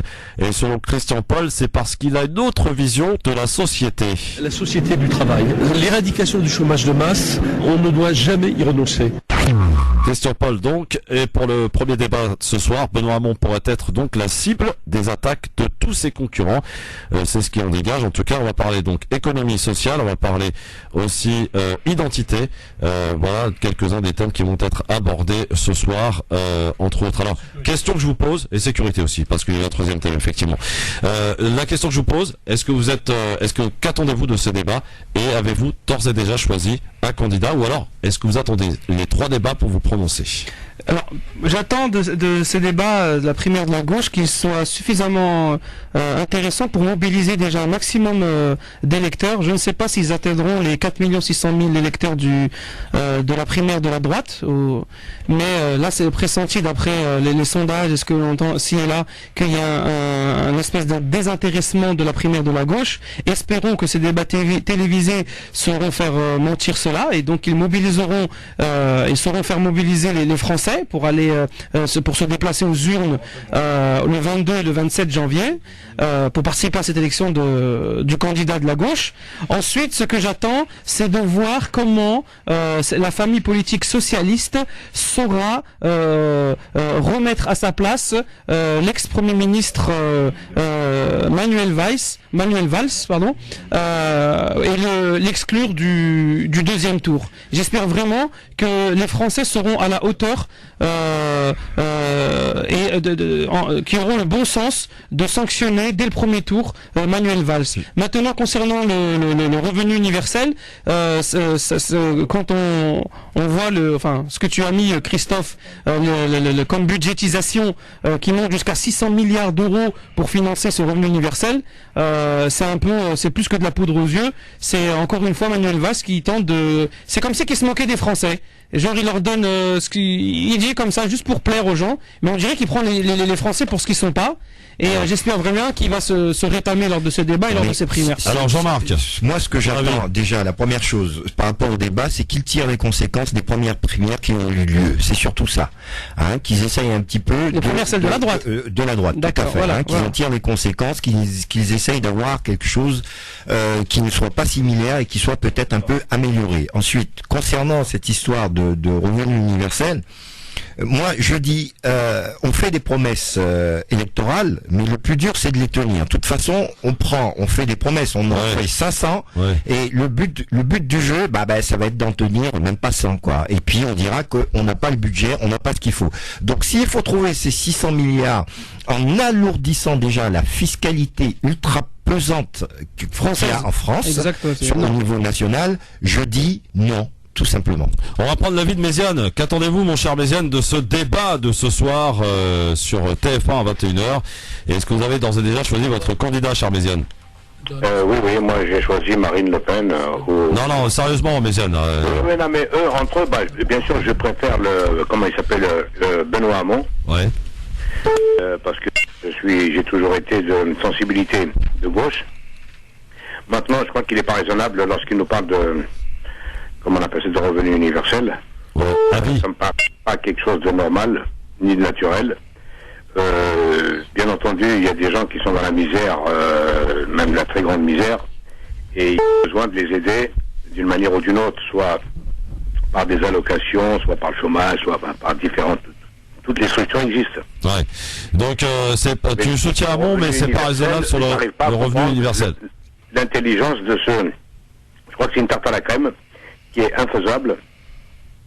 Et en même temps, d'un point de vue moral, je crois que quand c'est universel, ça veut dire qu'on le donne à celui qui travaille et celui qui travaille pas. Alors qu'en fait, celui qui travaille, il a sa dignité.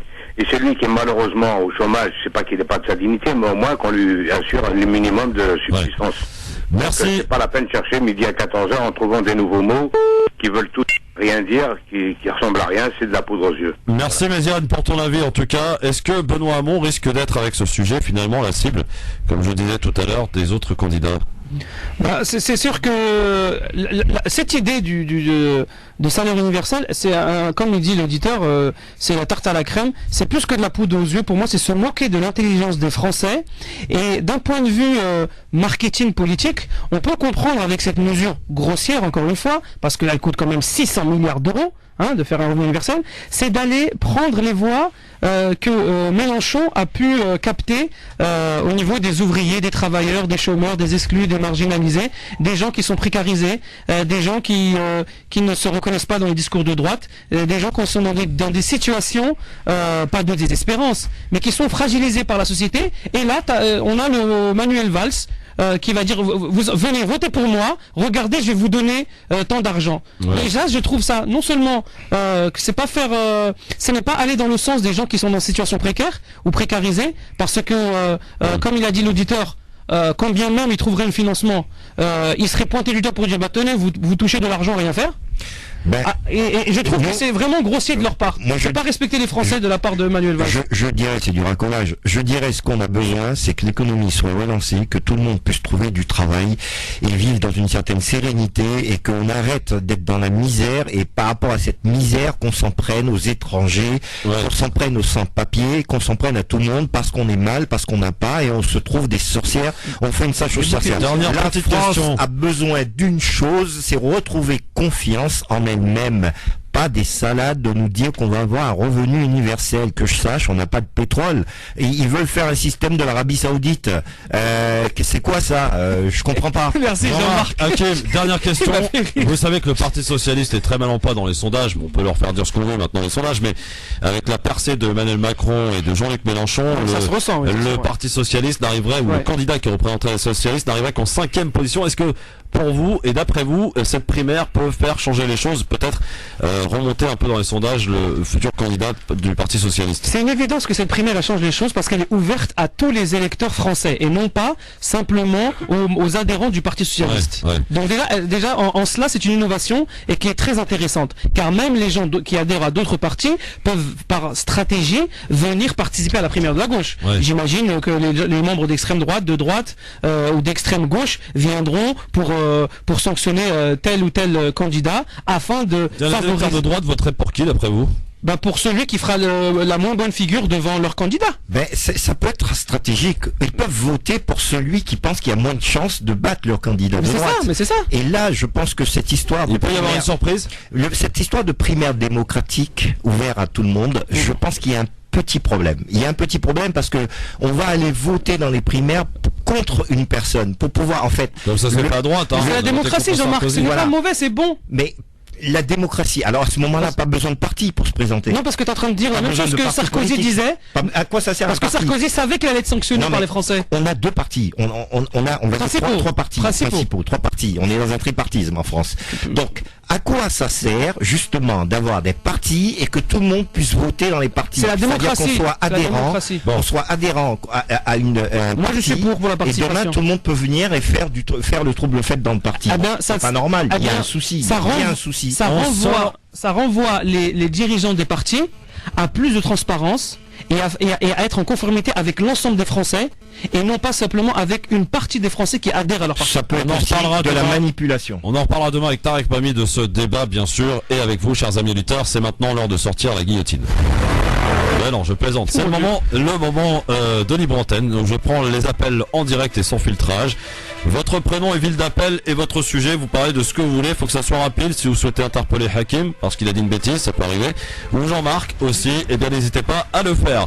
01 40 33 9000. Allô, bonsoir. Oui, bonsoir. Bonsoir Christophe. Kamel à l'appareil. Kamel, bonsoir. Qu'est-ce qui se passe? Bonsoir Kamel. Bonsoir Kamel. Oui, il se passe rien, si ce n'est que, je voudrais saluer à la fois tous ceux qui nous écoutent et vos invités. Je voudrais effectivement souhaiter une très bonne fête, un très beau Yenaïr à tous les berbères, kabyles qui nous écoutent et qui sont... Les berbères, il n'y a pas que les kabyles dans les berbères, mon cher ami Kamel. Attention. J'ai bien dit berbères et kabyles. Ouais, voilà. Les kabyles sont berbères. Oui, absolument. Ouais, voilà. Il y a toujours ça qui naît autour de la berbérité, de la mazérité, etc. Mais en tous les cas, ce sont des Maghrébins fiers de l'être et aux côtés de toutes les autres régions, bien évidemment. Et ça, il faut le souligner, quoi qu'il arrive. Je voudrais rebondir. Rapide, Kamel. Hein, on n'a pas non plus. C'est pas un monologue, mon ami. Hein. Vas-y. Non, mais je voudrais rebondir sur une chose, parce que là, il y a effectivement des interventions qui se font sur telle partie. Moi, tu sais pertinemment, je défends une chose, c'est celle de justement, au travers de notre histoire et de tout ce qu'on a pu voir toutes ces années, ni la droite ni la gauche ne fera avancer ce en quoi nous sommes concernés. On fait quoi, Kamel? On fait quoi? Alors justement, si tu me permets, je vais te dire, on peut faire quelque chose. Déjà, il faut se rassembler. Et tout ce qui s'est passé durant ces dernières années, les stigmatisations, les mises à l'index, etc., il faut stopper. Et je suis d'accord avec toi parce que tu l'as souvent souligné, mon cher Christophe, c'est la mise en place d'un véritable lobby. Le lobby, les mots sont quelquefois les fusils chargés et font peur. Mais regardez autour de nous, ce sont des lobbies qui Kamel, font fort. Merci, moi, merci. Comment? Merci Kamel, il faut qu'on enchaîne là, mon ami. Une dernière chose, si tu me permets, je voudrais dire, puisqu'il va y avoir les primaires, et ce soir il va y avoir les gens devant la télévision, ni les Hamon, ni les Montebourg, ni ces partis socialistes et toute cette gauche qui finalement a trahi les véritables idéaux et valeurs de cette pseudo-gauche, je crois qu'il faut être lucide et d'arrêter, et voire même sortir de ce parti socialiste. Ok, donc tu nous proposes, en fait, on change rien, en fait. Merci beaucoup, Kamel. Faut être un peu, c'est un peu utopique, votre truc, moi, je sais pas, mais bon. Allô, bonsoir. Oui, bonsoir, c'est Ali, Christophe. Ali, t'es déjà intervenu, mon ami, à plus tard. 01 40 33 9000. Attends, on va pas non plus passer votre émission avec les mêmes auditeurs. Allô, bonsoir. Allô. Oui, bonsoir, Christophe. Tiens, il est là, lui. Kamel, bonsoir. Oui, moi je vais être rapide, simplement sur débat sur l'immigration clandestine. Moi je pense que Fillon a fait un discours hier sur il va vraiment faire diminuer l'immigration clandestine. Et vous êtes content, c'est ça? Comment? Et vous êtes content, c'est ça? Mais non, c'est pas que je suis content, parce que c'est un truc électoraliste, c'est simplement pour essayer d'appâter l'électorat. Moi, je vous dis franchement, le mec, il y a 300 000 sans-papiers actuellement en France. Moi, je vous dis franchement... Vous les avez comptés, alors? Ouais, vous avez compté, Kamel? Vous demandez Jean-Marc? Attendez, moi, ce que je crains, c'est qu'on... Il y a combien de borgnes? Il va y avoir un camp républicain qui va être fragile face à Marine Le Pen si elle sera au deuxième tour. Ok Kamel, merci, à bientôt. 01 40 33 9000, c'est de la démocratie participative. Donc tout le monde peut intervenir pour dire ce que vous voulez. Vous n'êtes pas d'accord ou pas avec ce que vous avez d'accord ou pas d'accord avec ce que vous avez entendu dans cette émission. N'hésitez pas à le faire savoir. Allô, bonsoir. Allô. Oui, bonsoir. Bonsoir, prénom et ville d'appel. C'est Alban de Metz. Bonsoir Alban, bienvenue. Bonsoir Alban. Qu'est-ce qui se passe? Bonsoir, je voulais juste vous poser une question à vos invités. Oui, à vos invités. Autant on voyait des casques bleus en Palestine, otages occupés, voilà, c'est tout simple. Très bien, merci Alban, la question est posée. Vous avez une réponse, les gars? Quand est-ce qu'on envoie les casques bleus en Palestine? Ouais. Quand la loi du plus fort, elle aura arrêté d'être la loi du plus fort. Très bien. Allô, bonsoir. Bonsoir. Bonsoir, prénom et ville d'appel. Mathéo, Paris. Mathéo, Paris, bonsoir, bienvenue. Mathéo. Bonsoir. On t'écoute, Mathéo. Ouais, je voulais simplement vous dire, en fait, par rapport au revenu universel que j'entendais tout à l'heure, ça existe déjà dans les autres pays, les gars. Quel pays? En Suisse, par exemple, et dans les pays scandinaves. Ou en Suisse, parce que c'est un canton, on est dans une confédération suisse, ça existe pas partout en Suisse. Ils ont fait voter les mecs par Internet, et les gars ont voté, et franchement, ça marche. On est en essai, là, c'est un essai, c'est un test qu'ils font. C'est pas dans tous les cantons suisses. Mais ça leur coûte combien la Suisse? Bah si, j'en sais rien, je peux pas. Ah bah voilà. C'est pas la France. Vu ce qu'il y a dans les banques. Attendez, il a raison de nous dire de l'information, c'est une information qui bien nous sûr. donne. Oui, mais c'est vrai. Merci beaucoup, Mathéo. C'est un test qui est fait. Non mais tu prends un resto, tu prends un café, une terrasse. T'as tous les mecs qui ont le même compte en banque. C'est-à-dire ils ont tous 90 000 balles sur leur compte. Tu crois pas que ça règle les problèmes ça? Bah, est-ce que c'est leur argent en fait? Est-ce que c'est leur argent? Ça t'empêche pas de travailler. Mais 90 000 balles fois 66 millions de Français, ça fait beaucoup. Ah, ça ferait de la monnaie. Ça fait beaucoup, mais regarde, tu t'arrêtes de bombarder les pays à tout va. Je suis d'accord.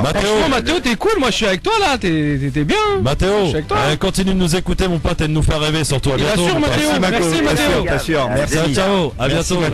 Ils sont cool nos auditeurs. Ah, moi je suis avec Mathéo à fond. 01 40 33 90 000 euros pour tout le monde. Votez Mathéo. Encore un peu de temps là, allez-y. 01 40 33 9000. Allô, bonsoir. Allô. Bonsoir, Mohamed de Paris. Bonsoir Mohamed, bienvenue à toi, on t'écoute. Merci. Alors je viens d'apprendre que les pilotes de Ryanair sont embauchés en tant qu'auto-entrepreneurs et payés 3 fois moins que les pilotes d'Air France. Ça s'appelle Uber. C'est l'ubérisation des pilotes. Des pilotes de Ryanair, c'est ça? Ouais. Et vous en pensez quoi alors? Ce qu'on en pense pour ce truc, si en tant qu'auto-entrepreneur ils nous garantissent la sécurité que quand ils sont salariés, je ne pense pas grand-chose. Mais je pense que la qualité risque d'en prendre un coup et la sécurité également. Et oui, merci Mohamed. Merci à toi pour l'info en tout cas. Ciao, à bientôt. 01 40 33 9000. Évidemment, voilà, je kiffe ce rendez-vous moi. C'est à propos, c'est une expérience. Ah mais c'est mortel. Hein. Très original. J'adore ce truc. Ouais, c'est de la démocratie participative pour reprendre des termes de Ségolène Royal. Allô, bonsoir. Bonsoir, je m'appelle de Gagny dans le 93. J'ai pas entendu ton prénom, pardon. Abdelkader, bienvenue. Bonsoir Kader, on t'écoute.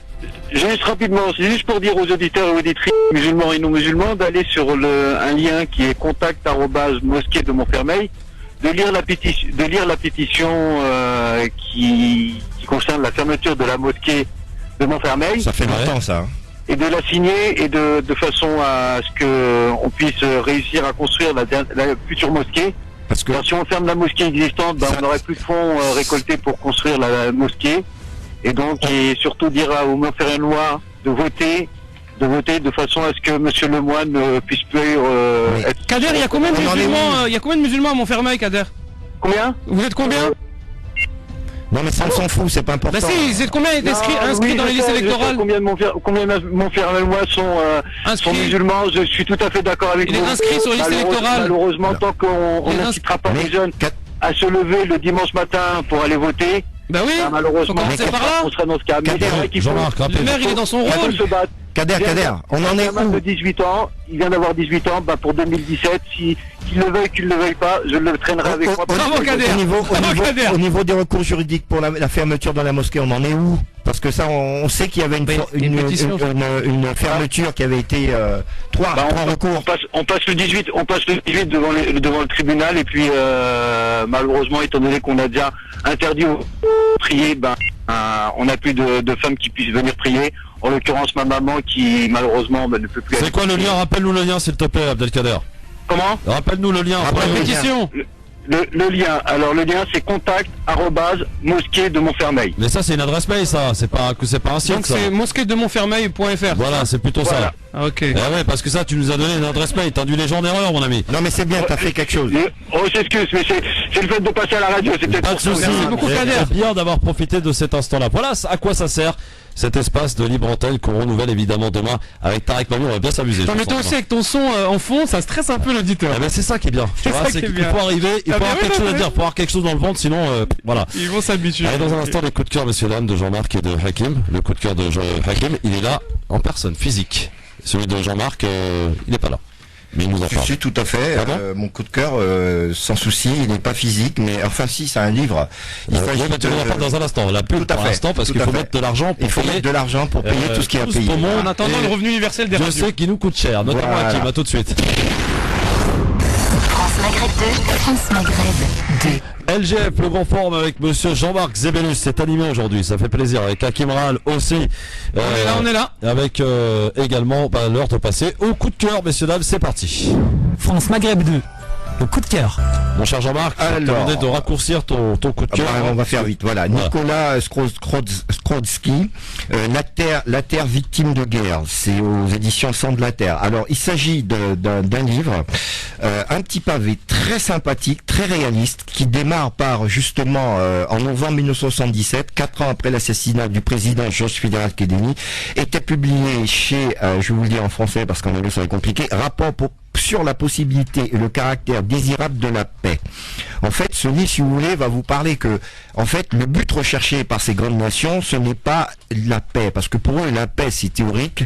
Il faut, tant qu'il y aura de la discorde, tant qu'il y aura le chaos dans une société, on pourra mieux les dominer, on pourra mieux les diriger. Ça, c'est le premier rapport. Ensuite, il nous explique que, à travers toutes ces guerres bactériologiques, chimiques et tout ce qu'on sait, il n'y a que pour but de détruire l'environnement et l'écosystème. Ça veut dire que la guerre propre n'a jamais existé, elle n'existera jamais. Et même quand la guerre est terminée, les gens subiront les conséquences par rapport à toutes ces armes bactériologiques et chimiques. Donc aujourd'hui, mon coup de cœur parlait justement de ça, de ces dégâts qui sont faits, justement, qui ne se contente pas de détruire un peuple, de détruire l'espèce humaine, mais aussi de détruire la terre et son environnement. Le livre s'appelle Au mépris de l'environnement, la terre victime de guerre. Voilà, c'est un bouquin, il est déjà décédé ce monsieur en 1998, mais ça parle pas que de ça, ça fait référence aux autres guerres, à l'Empire romain, à pas mal de choses, mais c'est un livre vraiment très très intéressant et réaliste. Hakim. Mon coup de cœur, il va justement, c'est lié aussi à un coup de cœur de Jean-Marc, on peut dire ça, c'est que chacun des auditeurs qui nous écoutent aujourd'hui, c'est de les inviter à la solidarité active, là où ils sont, pour pouvoir venir en aide à la terre, aux hommes avant tout. Donc, à travers les repas du Salem, qui sont distribués les mercredis et les vendredis, des SDF, des personnes qui sont isolées, des personnes qui ont un certain âge, les migrants, les exilés dans Paris 18e, à travers l'aide donc justement de Hanan, la responsable des repas du Salem à Paris, que vous allez entendre ici, qui va vous présenter un petit peu qu'est-ce que vous pouvez faire pour cette solidarité active, rapporter des denrées, venir participer à la distribution, des couvertures, etc. Hanan, si tu veux bien nous présenter les repas du Salem. Alors bonsoir à tous. Donc les repas du Salem, effectivement, c'est rebonsoir. Donc c'est une distribution de repas chauds. Donc qui a lieu tous les mercredis 13h 56 rue Philippe de Girard au métro La Chapelle et tous les vendredis 20h. Donc on intervient essentiellement auprès de migrants, comme on en avait parlé tout à l'heure. Et maintenant, nouveauté, le vendredi soir, vu qu'on commence un petit peu à être connu, on reçoit également des sans-papiers et on reçoit également des SDF français. Donc ce que vous pouvez faire pour nous, c'est, pour nous, mais pour eux surtout, en réalité, c'est tout simplement nous rejoindre au 56 rue Philippe de Girard. Dans le 18e, voilà, métro La Chapelle. Métro La Chapelle, 56 rue Philippe de Girard. Enfin, SDF français, c'est-à-dire des SDF qui vivent en France. Qui vivent en France. C'est-à-dire qui ont leur papier aussi également, quoi. Exactement. Même ceux qui n'ont pas. Voilà. Alors, le temps passe très vite. Anan, il y a un numéro de téléphone, un Facebook, un site, vas-y, balance-toi. Mon numéro la responsable Est-ce que vous souhaitez donner ou pas un numéro? Alors, au niveau des dons, effectivement, il serait intéressant qu'on reçoive des dons alimentaires, également vestimentaires, surtout des bonnets, des gants, des écharpes. Oui, on va avoir besoin, là, il va faire froid. Des blousons. Beaucoup de mal à en trouver, les blousons. Donc, vous pouvez me retrouver sur ma page Facebook, Anan Le Raid 75, donc tout en lettres. Anan Le Raid 75. Et le vendredi à 20h, l'adresse. Et puis le vendredi, il peut venir directement. Voilà. L'adresse, rappelle. 56 rue Philippe de Girard au métro La Chapelle. Merci Anan et bravo pour ce que tu fais. Merci. À bientôt. Et bonne continuation Anan. Juste un petit mot rapide. Soutien à Oussam qui passe au tribunal ce mardi 17 janvier à 8h30 pour s'être opposé justement à l'autorité parce que lors d'une rafle, il est venu en aide aux migrants. Donc n'hésitez pas à venir le soutenir mardi 17 janvier à 8h30, donc tous ensemble. C'est où ? Face au tribunal de grande instance de Paris. Très bien. Voilà. Je rappelle, messieurs dames, la petite info pratique de l'après-midi. Météo France a placé 53 départements pour vigilance vent violent, neige et verglas, et 5 départements ont été placés en vigilance rouge: l'Aisne, la Somme, la Seine-Maritime, les Ardennes Et le dernier, aidez-moi là, l'Oise. Voilà. C'est ça, 5 départements donc placés pour vigilance rouge. Prudence sur violent, neige et verglas. La neige arrive à Paris apparemment pour deuxième partie de nuit, donc prudence, patience et prudence. Et d'ailleurs, juste un petit mot, tiens, pratique, Kim, tu me disais qu'apparemment les VTC vont bloquer lundi matin. Pour le 16 là donc c'est lundi. C'est la semaine prochaine. Sur la neige. Il y a une opération des VTC. De neige. Voilà, pour protester contre les conditions de travail proposées par Uber. Donc ça veut dire que nous, le peuple, on va subir leur mécontentement. Pourquoi ils vont pas assiéger le siège d'Uber plutôt que de venir nous déranger dans nos activités? Je pense qu'ils peuvent aller. Je pense que c'est prévu. Oui, mais c'est prévu, Jean-Marc. Bloquer tout, etc. C'est quand même embêtant. C'est ça la solidarité. Merci Jean-Marc. Pas de la solidarité là. Merci Jean-Marc Zébélus. Merci Jean-Marc. Merci. Merci Anan. À très vite. 18h02. Demain, on sera avec Tarek Mami. Demain entre 16h et 18h sur France Maghreb. Dans un instant, Amar pour l'éphéméride. Il y aura la télé, le sport et puis bien entendu notre coup de cœur, c'est Léa Castel et Slimane, le chanteur que vous connaissez tous maintenant. Il est 18h02. Le rappel de l'actualité de ce soir, c'est avec Marine Garel. Bonsoir Marine.